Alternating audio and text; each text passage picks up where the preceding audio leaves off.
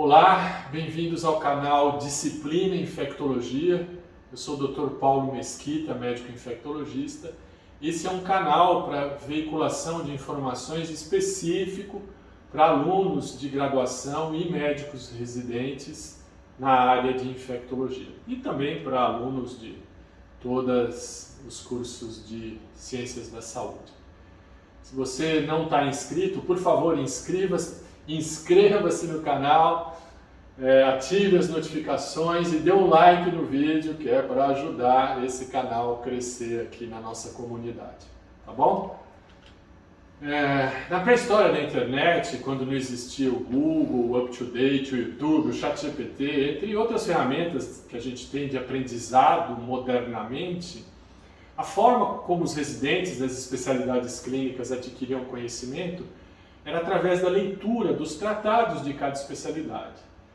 Os cardiologistas tinham e ainda têm o tratado de cardiologia do Braunwald, os gastroenterologistas têm o tratado do Schlesinger, os neurologistas tinham o tratado do Adams, e nós, infectologistas, nós tínhamos e ainda temos, o tratado de infectologia, o Princípios e Práticas de Doenças Infecciosas do Mandel, também o tratado de Guia de Terapia Antimicrobiana do Sanford.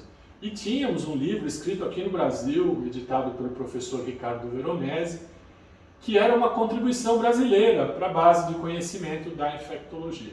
Era assim que a gente aprendia, lendo no livro. Era através da leitura desses tratados que os alunos e residentes iam construindo conhecimento. Nessa gravação eu vou fazer um relato da forma como que eu percorri esse caminho. Eu vou falar sobre 3 conceitos que fundamentam a terapia antimicrobiana: potência, espectro e efetividade clínica. Eu vou tentar cumprir essa tarefa partindo dos conhecimentos que havia lá no meu livro do Mandel, lá da década de 80, e chegando nas informações contidas nas versões eletrônicas do UpToDate e do Sanford. No final dessa apresentação, você deverá ser capaz de responder a seguinte pergunta: como se define a potência de um antimicrobiano? Vamos começar então pelo conceito de potência. Não é raro que a gente ouça de pessoas leigas referências a esse conceito, ainda que de forma vaga ou imprecisa. Também não é raro ouvir frases do tipo: nossa, doutor, esse é um antibiótico muito forte, ou então, esse é um antibiótico fortíssimo. E também não é raro verificarmos de médicos não especialistas a confusão entre os conceitos de potência, espectro e efetividade clínica, deles sendo usados de forma intercambiável. Sendo assim, é bom que o graduando de medicina e o residente de infectologia saibam definir claramente esses conceitos. O conceito de potência está diretamente conectado com um atributo dos fármacos antimicrobianos chamado concentração inibitória mínima, ou do acróstico em inglês Minimal Inhibitory Concentration. Assim, é definida como a menor concentração de um antimicrobiano capaz de inibir o crescimento visível de uma população de micro-organismos em condições de testes padronizadas. Assim, ou MIC, como queiram, se define especificamente para um par, para um fármaco específico e um patógeno específico. Trata-se de uma relação 1 para 1, sempre de um par. Então, fala-se assim de um determinado antimicrobiano em relação a um determinado patógeno. Existem vários métodos laboratoriais para definição da concentração inibitória mínima. O detalhamento exaustivo desses diferentes métodos está além dos meus objetivos nessa gravação. Porém, ainda assim, eu entendo que é oportuno tentar ilustrar as ideias principais que norteiam a realização desses testes de determinação da concentração inibitória mínima. Existem vários métodos de determinação da SIM. O mais comum deles, mais utilizado na prática clínica, é o método de discodifusão, também conhecido como método de Kirby-Bauer. Trata-se da tecnologia mais simples, mais confiável, com elevado grau de padronização e facilidade de interpretação. Não é surpresa que seja a técnica mais utilizada nos laboratórios de microbiologia na rotina de hoje. De modo geral, o método de discodifusão, ele classifica a sensibilidade. De novo, hein? Falar em potência é falar de um antibiótico para um patógeno específico. O teste de discodifusão nos dá 4 categorias possíveis: sensível, sensível dependendo da dose, sensibilidade intermediária ou resistente. Eu vou, então, fazer uma descrição da técnica. Então, o primeiro é semear, é dispersar um inóculo padronizado da bactéria cuja sensibilidade se está estudando. Geralmente é um inóculo de aproximadamente 1 a 2 vezes 10 elevado à oitava, né? Então aí são 100 milhões de unidades de formadoras de colônia, sobre uma placa de agar ou outro meio de cultura apropriado. Sobre essa placa são aplicados discos de papel de filtro embebidos com uma concentração fixa de um antimicrobiano específico. Então cada disco tem um antimicrobiano. Se vocês derem uma olhada na figura aqui do lado, vocês vão ter uma noção mais fácil do que eu estou falando. Essa placa é deixada em incubação durante o período de uma noite, período em que os antimicrobianos se difundem no meio do agar, criando um gradiente de concentração à medida que você se distancia do centro do disco de papel contendo o antibiótico. E vai se perceber também que existe uma zona de inibição do crescimento bacteriano naqueles locais onde a concentração do antimicrobiano é suficiente para impedir a proliferação do micro-organismo que está sendo estudado. Após a incubação, os diâmetros dessas zonas ou halos de inibição ao redor de cada disco, eles são medidos. E existe uma correlação muito boa entre o diâmetro da zona de inibição e a concentração inibitória mínima. No laboratório tem umas reguinhas que você mede em milímetros ou centímetros o diâmetro do halo de inibição e ele já te indica a concentração inibitória mínima. É um método altamente padronizado, com pontos de corte bem estabelecidos e ele é validado por outros métodos, como microdiluição em líquidos. Então, assim, é algo de uma confiabilidade muito boa. Eu vou repetir as vantagens. Então, baixo custo, simplicidade técnica, ele não é difícil de fazer, ele é fácil de padronizar e ele é confiável. E tem mais uma vantagem, você escolhe os antibióticos que você quer testar. Então, em situações específicas, em regiões do mundo onde você quer estudar microbiota hospitalar ou comunitária, você pode escolher quais antibióticos você vai testar. Você pode selecionar diferentes conjuntos de antibióticos para estudar o perfil de sensibilidade e resistência dessa microbiota. E é um método que a maioria dos médicos entende, está acostumada a interpretar facilmente. Porém, como tudo na vida, não é só vantagem, existem algumas limitações. Tem duas principais. A primeira é que ele é um método artesanal, ele requer muito trabalho na bancada do bioquímico, do farmacêutico, do especialista em biomedicina. Ele tem que ficar ali. Então, ele é muito difícil de ser implantado em laboratórios de elevada demanda, assim, que você precisa ter automatização. O método de discodifusão, Kirby-Bauer, não dá para automatizar, precisa ser muito trabalho manual.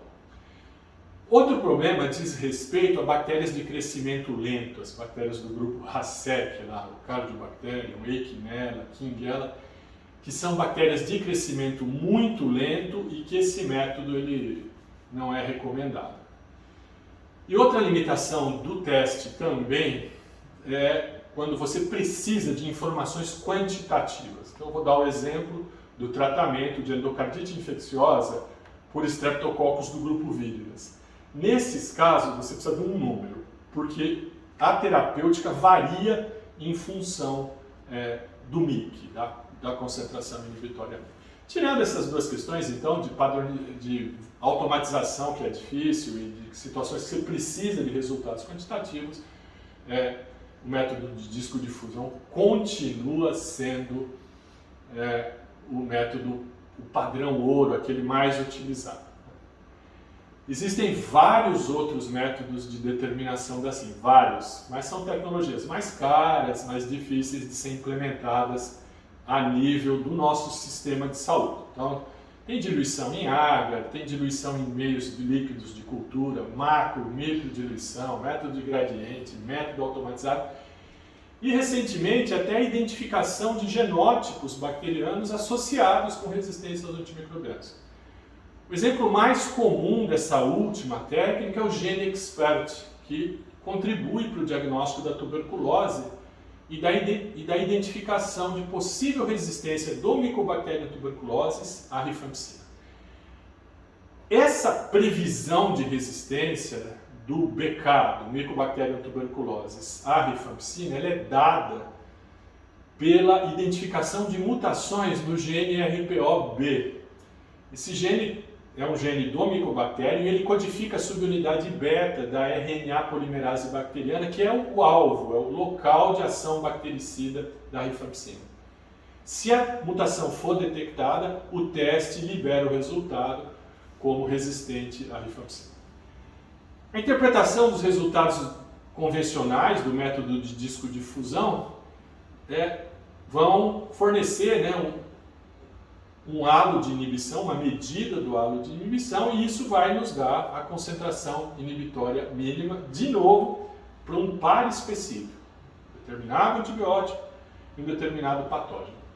Os pontos de corte para centenas, talvez milhares de pares patógeno antimicrobiano são publicados por agências norte-americanas, europeias, como o CLSI, o EUCAST, o FDA, e essas informações são utilizadas para estimar os valores da SIM de acordo com o diâmetro do halo de inibição, possibilitando, como eu já disse, classificar o patógeno em sensível, sensível dependendo da dose, intermediário e resistente.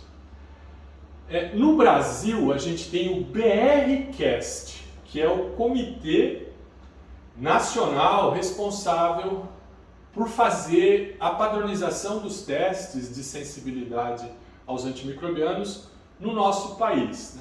O principal objetivo é definir diretrizes, critérios e pontos de corte que possam ser aplicados nos hospitais, nos laboratórios do Brasil e que nos deem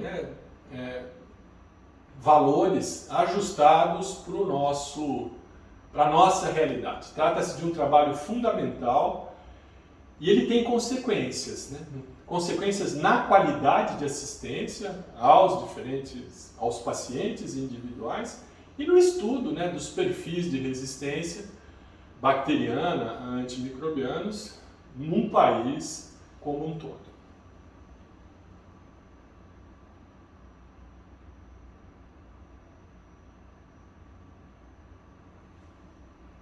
Não. Peraí.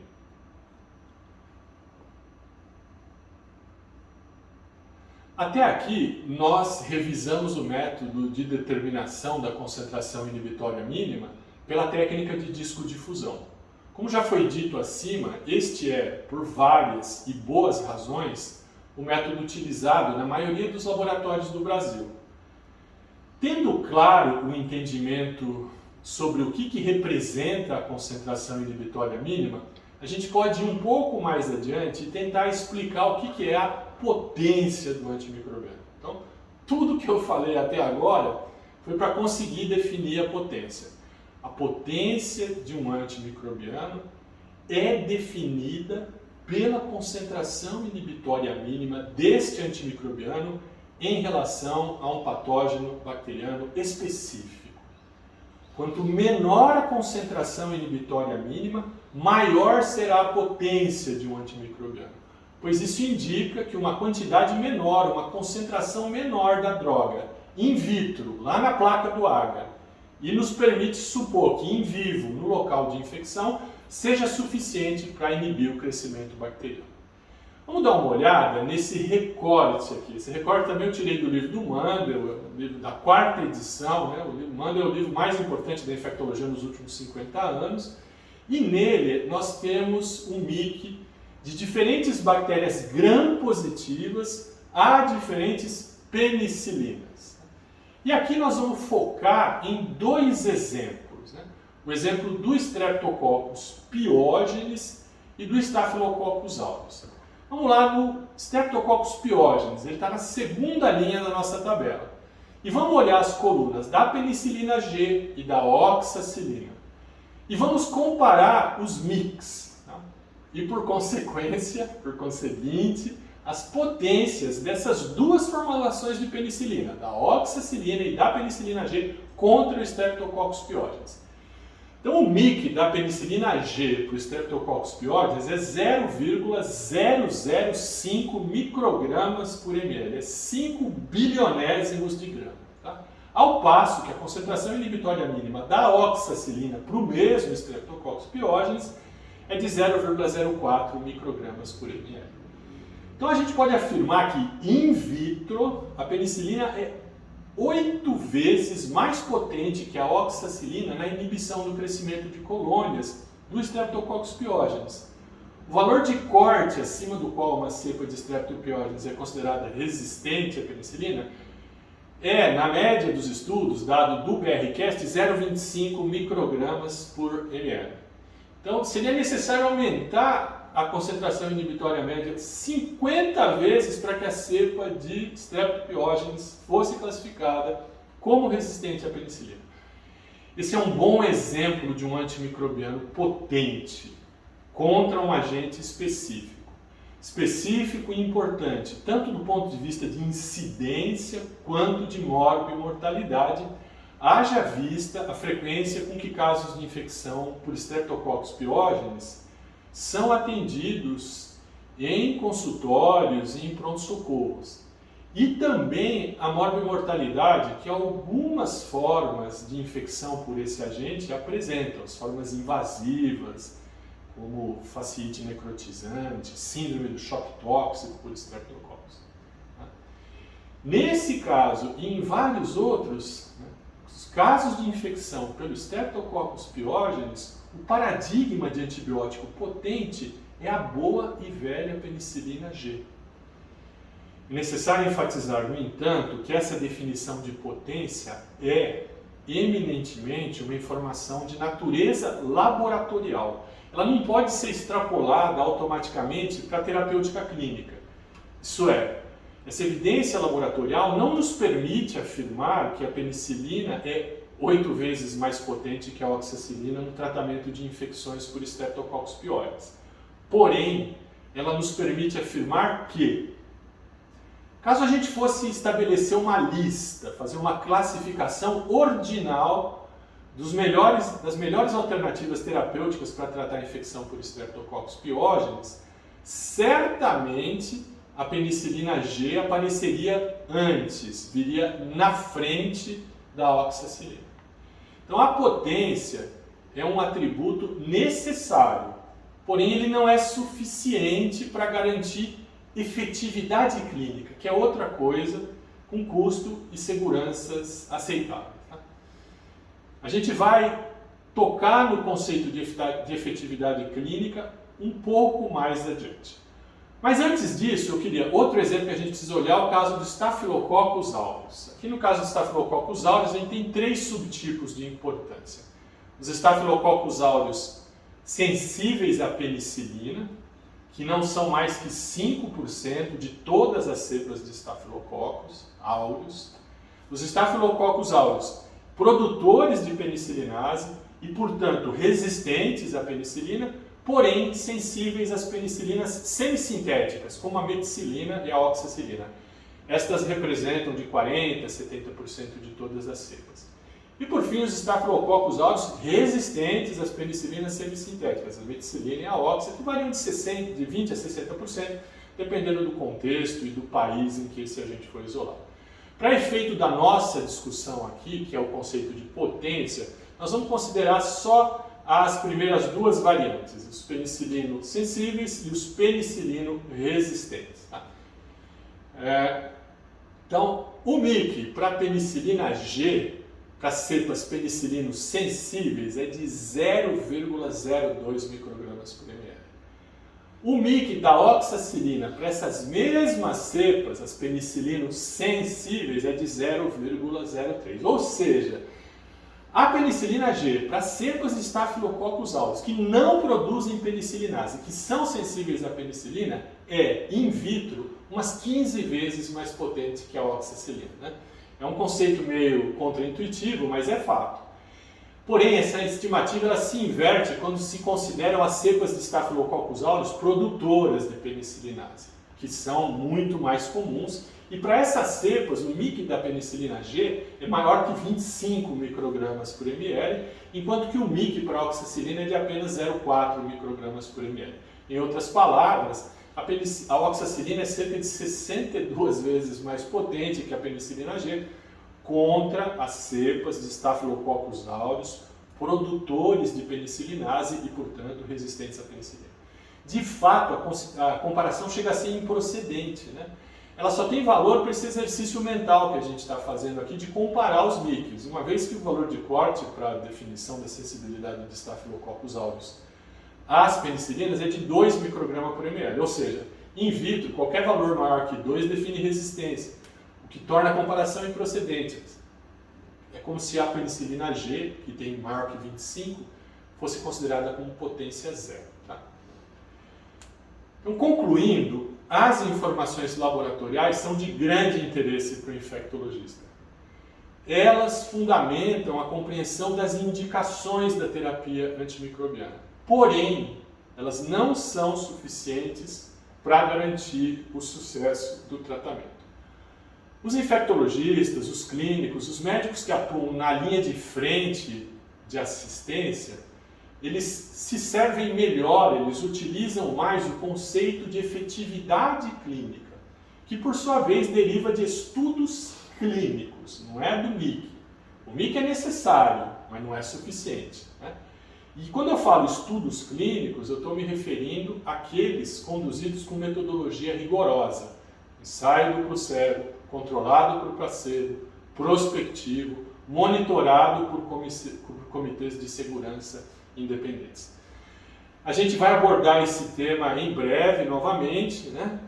Porém, antes disso, nós vamos elaborar o conceito de espectro. Obrigado, até a próxima e não se esqueça, inscreva-se no canal, ative as notificações e dê um like no vídeo e também coloque aí as suas sugestões e críticas que vai ajudar a gente a ir aperfeiçoando o nosso canal. Muito obrigado.